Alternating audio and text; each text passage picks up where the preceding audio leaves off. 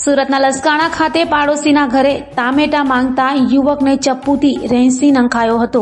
આ મામલે પોલીસે સ્થળે દોડી જઈ હત્યારાની ધરપકડ કરી હતી।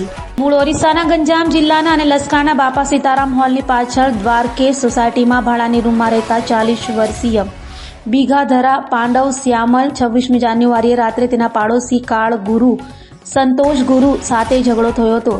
આ ઝઘડામાં હત્યારાએ ચપ્પુના 2 ઘા ઝીંકી લીધા હતા। ટામેટા માંગવાના સામાન્ય ઝઘડામાં 2 પાડોશીનો ઝઘડો થયો હતો। આ ઝઘડાની અદાવતમાં એક પાડોશીએ બીજા પાડોશીને ચપ્પુના ઘા ઝીંકી લીધા હતા, જેના કારણે પાડોશીનું સારવાર મળે તે પહેલા જ ઘટના સ્થળે મોત થયું હતું। ઘટનાને પગલે સરથાણા પોલીસે હત્યાનો ગુનો નોંધી હત્યારા પાડોશી કાળુ ગુરુ સંતોષ ગુરુની ધરપકડની કાર્યવાહી કરી છે।